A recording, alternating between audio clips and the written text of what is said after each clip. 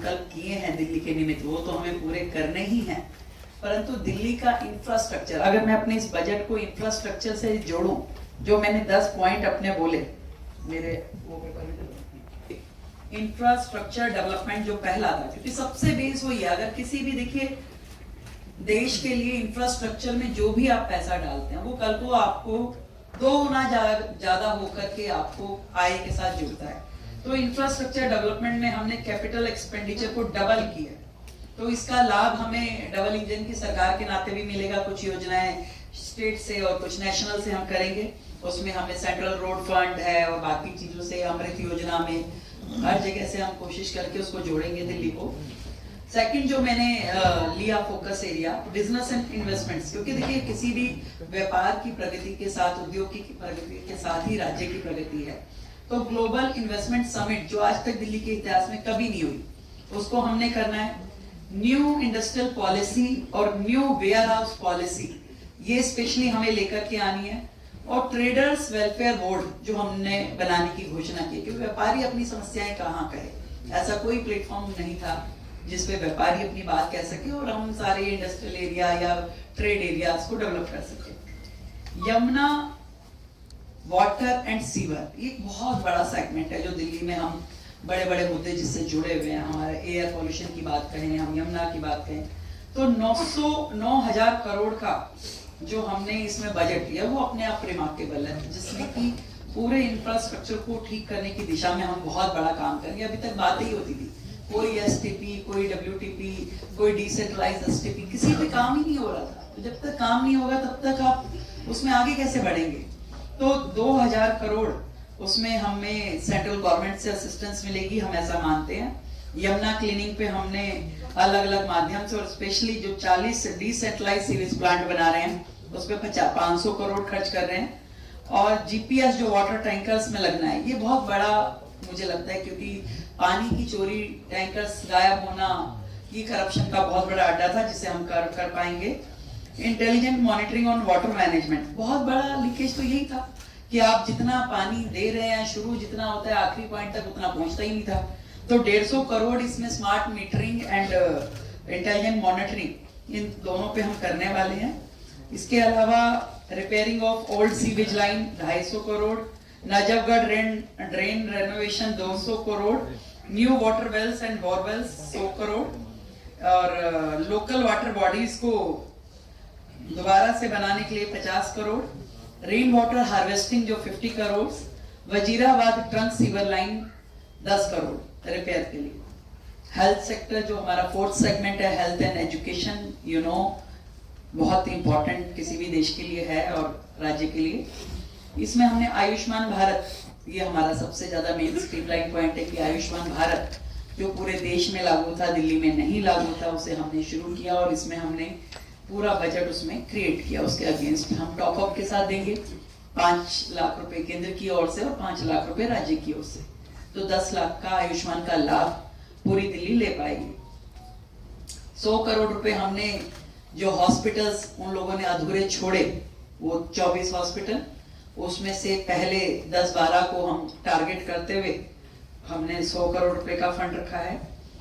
Health sector को पूरा digitalise करने के लिए, पूरा एआई से जोड़ने के लिए और उनका एक सिस्टम जिसमें हर पेशेंट का रिकॉर्ड रहे और साथ में सेंटर प्रोक्योरमेंट के माध्यम से दवाइयां ली जाएं और हर चीज में मतलब कि बहुत ज्यादा हम सिस्टम को पारदर्शी करना चाहते हैं, जिसमें करप्शन के चार्जेस बिल्कुल खत्म हो जाए। एजुकेशन में हमने 100 करोड़ रुपए सीएम श्री स्कूल, जो कि आप मानिए कि केजी से लेके और 12वीं तक के पीजी तक, केजी से लेके पीजी तक बच्चों को पूरा एजुकेशन में हम उनको हेल्प कर पाए। ऐसे एक स्मार्ट स्कूल जिसे हम कहें कि जिसमें पूरी तरह से सभी फैसिलिटीज हों। हमने जो बच्चों को असिस्टेंस देने के लिए जो अलग अलग फील्ड में जेई का, क्लैट का, सीए का, जितने प्रोफेशनल लाइंस के लिए उनके एंट्रेंस एग्जाम रहते हैं, पंडित मदन मोहन मालवीय योजना शुरू करी है और उसमें हम बच्चों को मदद देंगे।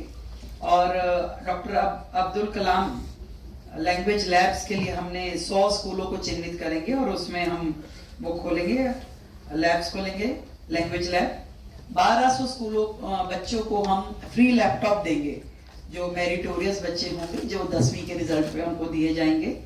स्पोर्ट्स यूनिवर्सिटी जो हम बनाएंगे, और एजुकेशन हब जो हमारी बनेगी, उस पर हमने 500 करोड़ का फंड रखा है। और स्मार्ट क्लासेस अभी तक सिंबॉलिक ही चल रही थी, ये स्कूलों में स्मार्ट क्लासेस कहाँ ही होती थी, आप समझते हैं। हमने उसके लिए 100 करोड़ का फंड रखा है और टारगेट किया कि 7000 कमरों को हम स्मार्ट क्लासेस में कन्वर्ट कर पाए। ऐसे ही 175 कंप्यूटर लैब्स, उसमें हम 50 करोड़ का हमने फंड रखा है। न्यू कंप्यूटर लैब्स, क्योंकि अपडेटेड वर्जन कहीं पे भी किसी स्कूल में नहीं है, तो updated computer lab, digitalise computer labs हमारी हो। नेक्स्ट सेक्टर हमारा टूरिज्म एंड कल्चर है, जिसमें हमने 117 करोड़ जो फंड रखा है डेवलपमेंट ऑफ टूरिज्म, और उसके अलावा हम ब्रांडिंग में खर्च करेंगे 20 करोड़ रुपए की, दिल्ली की अपनी ब्रांडिंग हो, और इंटरनेशनल फिल्म फेस्टिवल को हम दिल्ली लेके आए। ऐसे अलग अलग हेडों में हमने बजट क्रिएट किया है। और एक चीज और जो विशेष की हमने, मैथिली और भोजपुरी एकेडमी है, उसका फंड हमने डबल कर दिया, 6 करोड़ रुपए।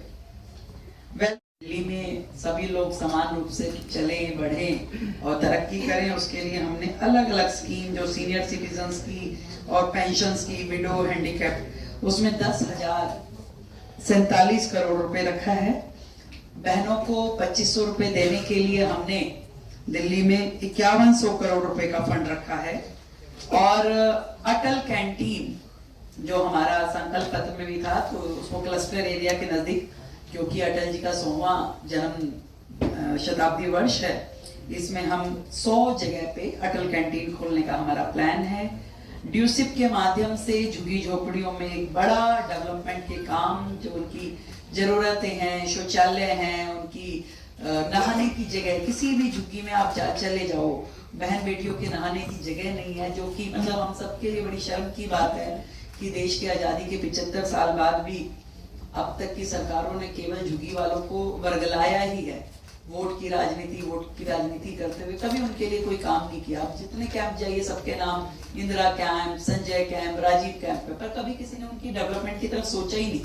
यही काम आम आदमी पार्टी की सरकार ने भी किया। हमने 696 करोड़ रुपए इस मद में हमने रखे हैं, जो झुग्गियों में काम करेंगे। और ऐसे ही BR अम्बेडकर स्टिपेंड स्कीम के तहत हम 1000 बच्चों को स्कॉलरशिप देंगे। और ग्रामीण बोर्ड बनाया है, ग्रामीण बोर्ड में हमने 1157 करोड़ रुपए रखे हैं। किसानों को हमने टॉपअप के साथ में 9000 रुपए, यानी 6 + 3 किसान सम्मान निधि में दिए हैं।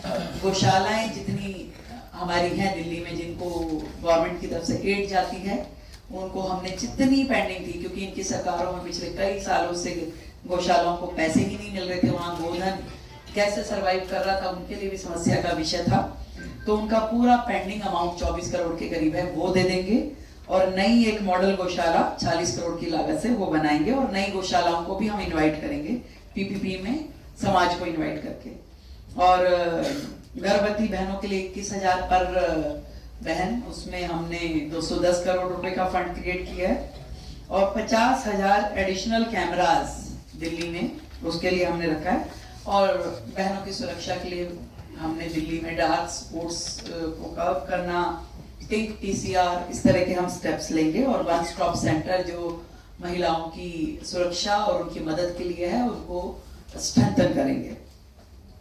Public transport